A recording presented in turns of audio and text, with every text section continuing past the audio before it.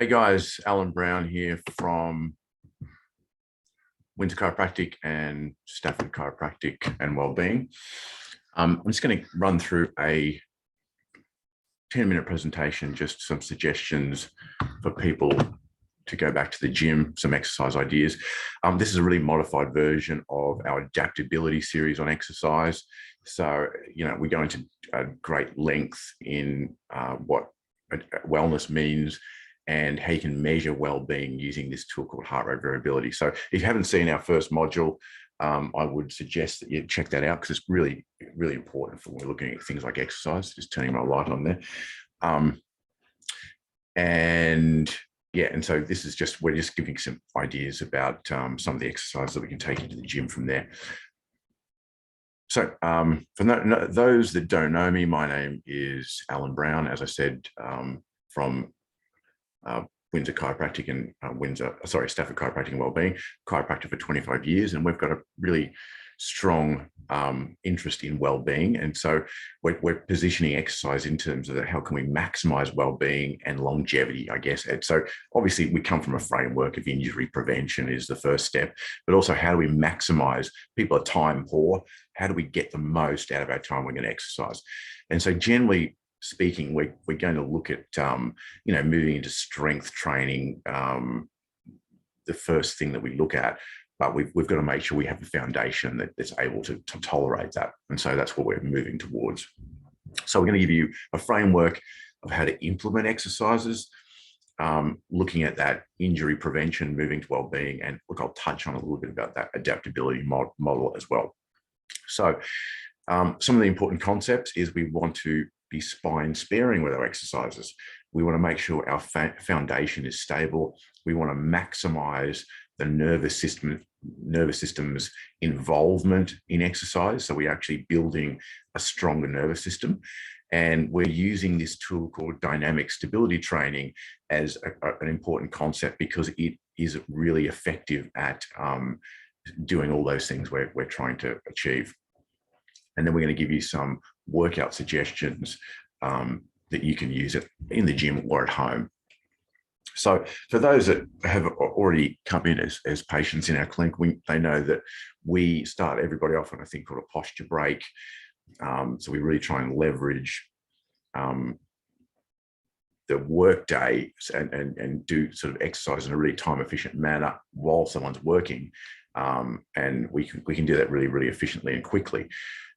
At the same time, then we start building in these exercises called the big three, which are aimed to build endurance in a stable foundation.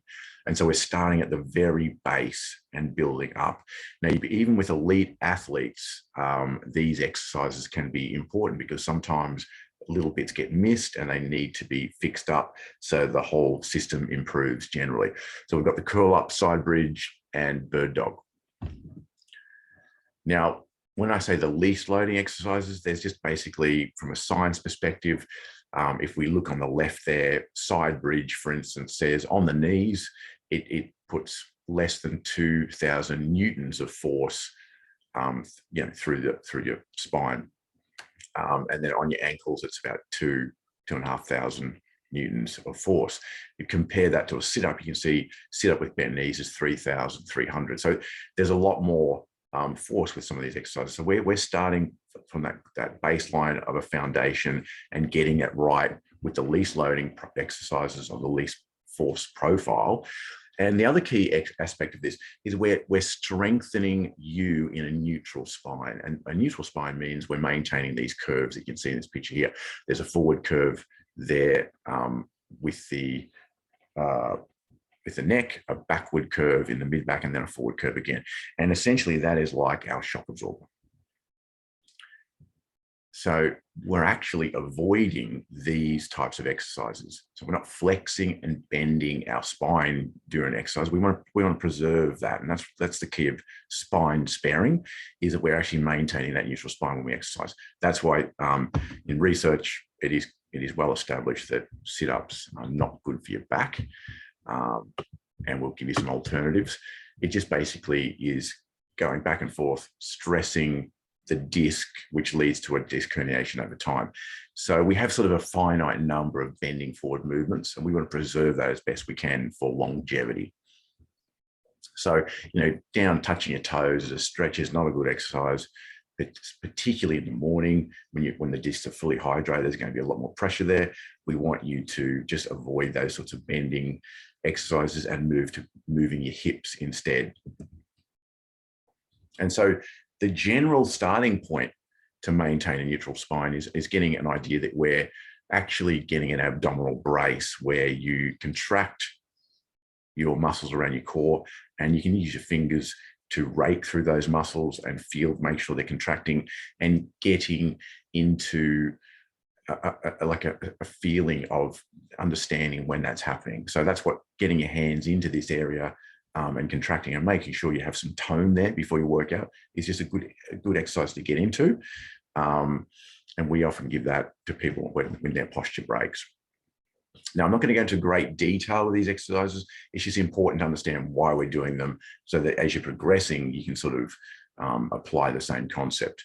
And so here we are here with the curl up. The hand goes under the lower back, and that's to make sure that curve is maintained. We're also bending one leg. So it's important that we do that as best we can. You want to avoid double leg raises and things like that unless you've really got the good stability. So so we're maintaining that curve, and then the exercise itself actually doesn't really involve bending in the back at all. You're actually rotating from that mid-sternal area. So the mid-back and head are all locked together as one unit, and we're just bending slightly at that nipple line or at this mid-sternal line there. And that's where the bending comes from. You see it's only like an inch or so, and that we get a contraction of that abdominal area. And then we're just doing some holds, say for 6 seconds, and building from there. That's me doing it there. And you can see there's hardly any bending of the back at all. Well, there's no bending actually, but there's hardly any lifting of that torso and head. Side bridge, again, maintaining a neutral spine, but we're building up now those postural muscles down the side of the body. We start off from the knee. And what we do is we actually do it like a test while you're doing it to see where your fatigue point is. And that's the point where muscles start to go into that defensive response and your reaction time will start to decrease. So that comes in before pain or, muscle tightness does. We want to keep you under that postural collapse point so that you can build endurance effectively. And people who can hold the side bridge for 83 seconds as a male or 64 seconds as a female have lower rates of back pain. So it really does follow an important path, this style of application. This is the bird dog. Again, the goal is stability. There's more balance, some balance required with this one too. The arm and leg are out, the opposite arm and leg are held out and to be rigid. And we have the book there so that we know that we're not twisting or contorting when we're in that position. Again, the idea is to maintain that neutral spine, and then we can move to advancements in just moving the limbs while we maintain that neutral spine. And so this is then a sweep on the floor and then going back to the original position as the exercise advances. Or we can do these geometric shapes where we move the arm or leg while holding the bird dog. This can be applied to different individuals. Not everyone has to do that. So they're the basic three. They're the concepts. We want to make sure we have those right before we start progressing forward. We want those 100%. And then we're looking at this thing called dynamic stability training.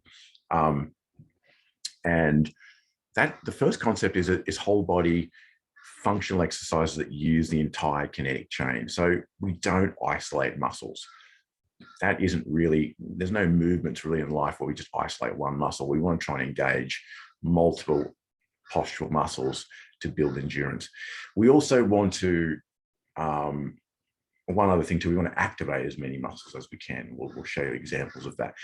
Standing rather than sitting. Now, if you're a lawyer or an accountant or an IT person, then the last thing you want to be doing is exercising more when you're sitting, because you're sitting enough as it is. So, everyone's different with what their jobs they do, but generally we want to try and exercise standing to get the greatest outcome.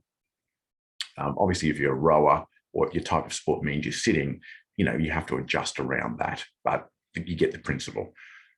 We want to use unstable surfaces like a gym ball or a BOSU or a balance pad. And that's because we want to bring in balance with your exercises. If we want to integrate the nervous system into your workout so it connects better with muscles, balance is a fantastic way of doing that, because the whole body starts to get activated from it when you start adding balance to things. And so it becomes more holistic. That's the same reason really why we're using free weights and machines, because the free weights require more control, activation, regulation of movement patterns rather than machines. Machines take that away. And so if you're time poor, machines aren't going to give you all the things you need to be healthy. When we look at all the components of exercise, machines take away control. They do a lot of the work for you. So you're just left often isolating a muscle. And that muscle may get bigger, but it's not full of all the important components that make it an injury preventative sort of structure. And then we're going to train unilaterally with dumbbells, again, because it's going to throw us up more unstable, so the whole body gets involved. And so we're going to give you some examples of that as well. And the good thing about this too, it helps you regulate how much you should lift in the first place, because it makes it far more difficult, right? If we obviously, functional exercises like a squat and a lunge are really, really important.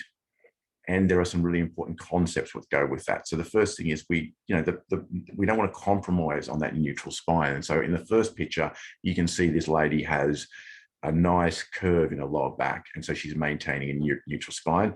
On the right side, she's lost that curve. And that means that exercise is now damaging her back.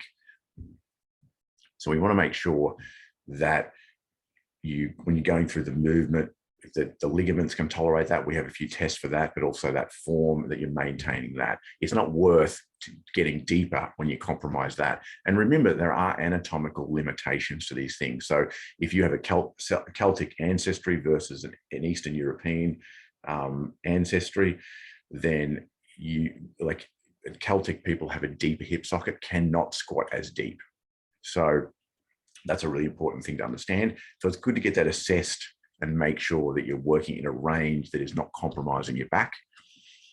And it would be our goal to get balance up to speed. We're in that squatting range first before you add weight, because if you have poor balance, it really is an indication of instability by definition. And so it's good to start squatting on a BOSU or something like that first, and getting that form right, making sure you're doing it effectively, and then going from lightweight from there. The one leg stand is also an important thing. If you can stand on one leg for 5 seconds, about 5 seconds only with your eyes closed, I would definitely try and get that up to, at least above 15 before you start adding weight, because, balance is so important, and you've just got to get that balance happening. Now, you'll find adjustments can help that as well if you have a balance problem. And we do often use that as a test. So we're getting that foundation right before we start adding weight. Here are some examples of dynamic stability training. So you can and we're just using some of those key exercises, but making them more difficult. So on the left there, you can see you can use the ball to do the bird dog, adds a different element of balance. But also if someone has a wrist or knee problem or something, you can take stress out of it from that way. We can also do the bird dog on a BOSU.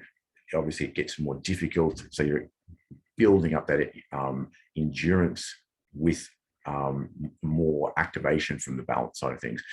Going on all fours on a fit ball is also another way of getting some balance, and then you can actually move into doing that bird dog on the ball. Now that's a much more difficult exercise that we might give someone who's really trying to get to that high performance.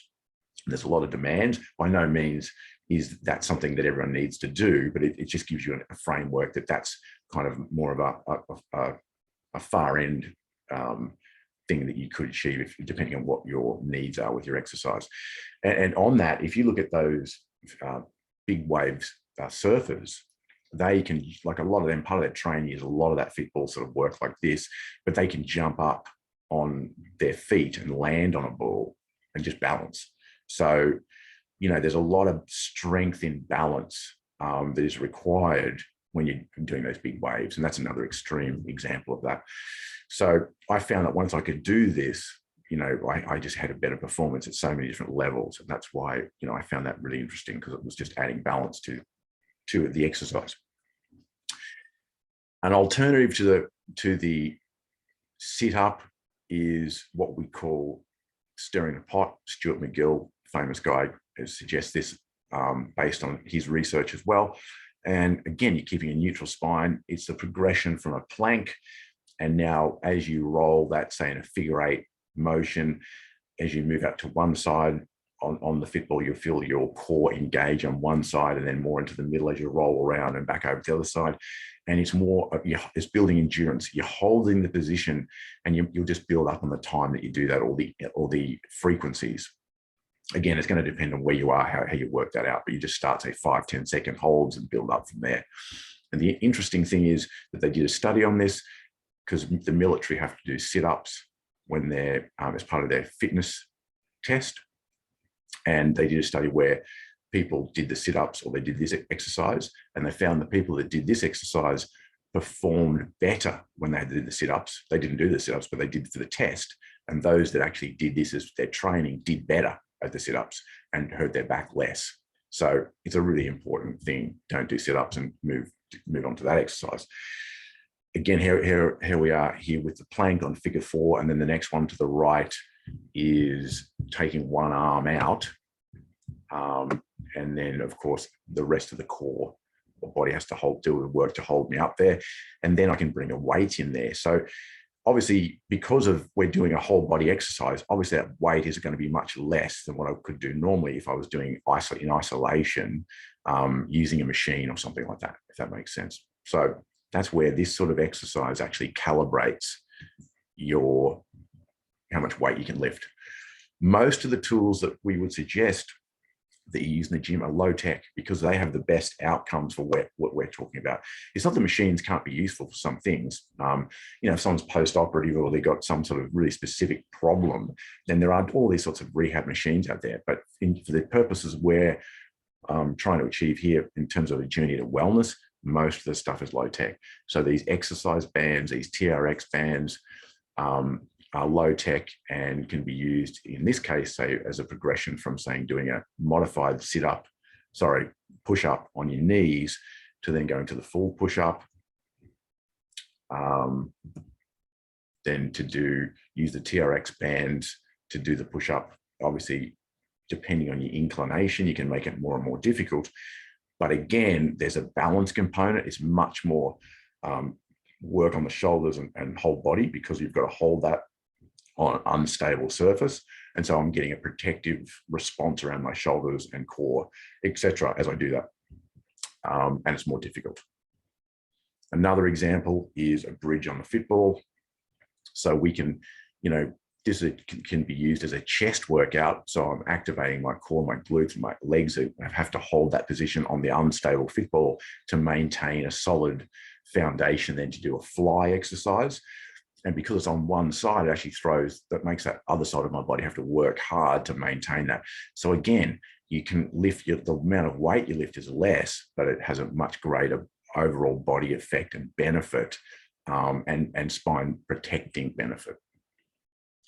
Here's another, so this is like an alternative to doing rowing, doing it standing, and obviously you can make it as difficult as you want depending on the incline.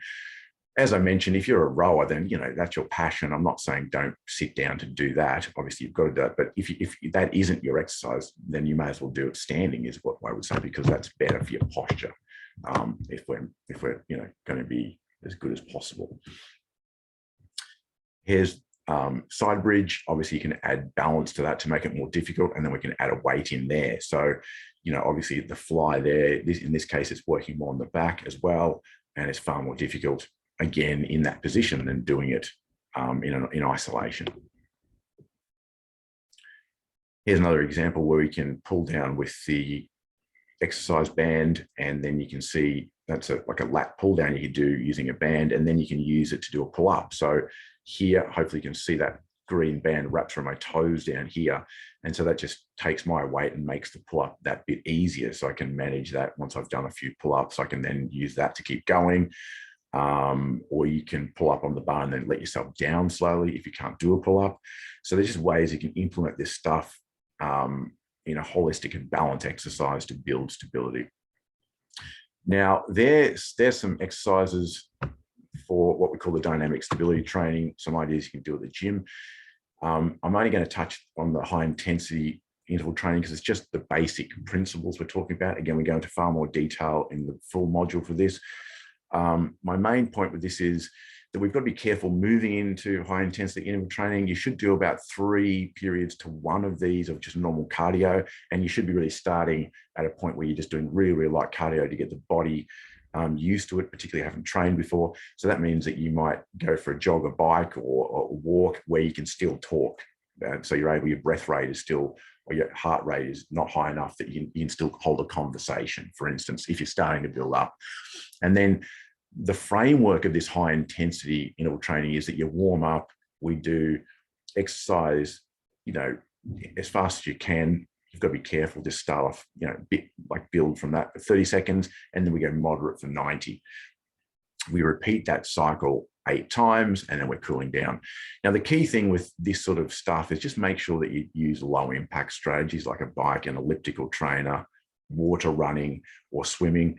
And for instance, if you don't have great technique for swimming, then you just want to make sure you're not going to risk yourself by twisting your neck or something with poor form. Use a snorkel initially, because it's just the outcome. We're trying to get you in a low impact environment, so you can push harder, a bit harder initially, and then keep building on that to get that stress through the cardiovascular system to build up stamina, endurance, and nervous system response. We go into that in more detail, but essentially what we're trying to do is work in the blue zone, is say where there's limited stress. We have this burst of 30 seconds in that example of the high intensity stuff. 30 seconds is where we push into the stress zone.